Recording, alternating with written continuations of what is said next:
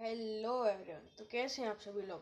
तो हाँ, आज की इस वाली वीडियो में मैं आप लोगों को बताने वाला हूँ। हाँ, आज की इस वाली वीडियो में हम लोग पढ़ने वाले हैं अपना एक चैप्टर, हिंदी का चैप्टर नंबर 12, कैदी और कोकिला। तो मैं आ चुका हूँ एक और वीडियो के साथ। अगर वीडियो में चैप्टर समझ में आए तो वीडियो को लाइक कर देना, चैनल को सब्सक्राइब कर देना, ठीक है। और कमेंट भी कर देना कि आपको समझ में आया या फिर नहीं आया, ठीक है। तो आज हम चैप्टर शुरू करते हैं अपना अभी। तो चैप्टर हम पढ़ने वाले हैं कैदी और कोकिला। ये चैप्टर कवि ने इस चैप्टर में आज़ादी के पूर्व समय को दर्शाया है, ठीक है। मतलब कवि ने बताया है कि उस समय क्या कुछ होता था, ठीक है। कवि कवि कहते हैं कि मैं इस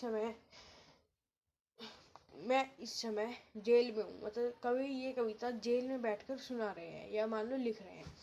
कवि ने जेल को काली गुफा कहा है। कवि कहते हैं कि ये पूरा मतलब इस कमरे में ना तो धूप आती, ठीक है, पूरा अंधेरा है इस कमरे में, और ये बहुत छोटा कमरा है, ठीक है। इस पे मैं अगर खड़ा हो जाऊं तो मेरा सिर ऊपर गिर जाता है, ये बहुत छोटा कमरा है, ठीक है। और इस कविता में कवि ने एक कोकिला के माध्यम से, मतलब कोयल के माध्यम से उनको, अपने फ्रीडम फाइटर्स को, ठीक है, उनको दर्शाया है। वो कहते हैं कि इस ब्रिटिश के शासन में, ठीक है, वो मुझे चोर डाकू, ठीक है, इनके बीच में मुझे रखते हैं। ना तो मुझे खाने को देते, ना मुझे पीने को देते। यह बहुत गंदा समय है, ठीक है। हमारे यहाँ तो पर हथकड़ी बंधी हुई है। मतलब वो हथकड़ी इसमें बताना चाहते हैं कि किसी अपने पूरे देश में एकता नहीं है। मतलब हथकड़ी बनने का मतलब उन्होंने बताया कि वो सारे एक साथ नहीं है, ठीक है। अगर हम सब एक साथ हो जाएं तो हम शायद आज़ादी पा सकते हैं।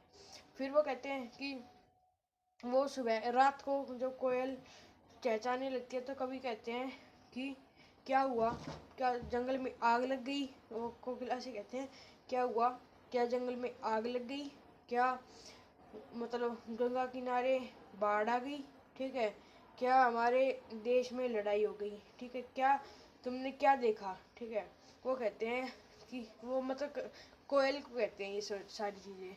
फिर वो कहते हैं कि आप इस समय चहचहा कैसे सकती हैं, ठीक है। इस समय आप आज़ादी के गीत गाने के स्थान पर आप चहचहा क्यों रहे हैं।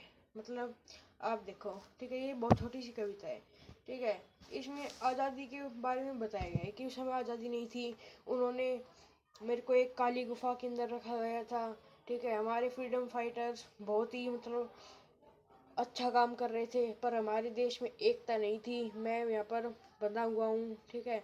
अगर हमारे देश में एकता हो जाए तो हम कुछ भी कर सकते हैं, ठीक है। हमारी चैप्टर इतना ही था, बस 3-3.5 मिनट की वीडियो बनी होगी, पर मैं अभी बताने वाला हूँ। तो इस चैप्टर से मतलब बहुत मेन क्वेश्चन आते हैं। पहली बात तो अगर आपको चैप्टर समझ में आ गया हो तो वीडियो को जरूर से लाइक कर देना, चैनल को सब्सक्राइब कर देना।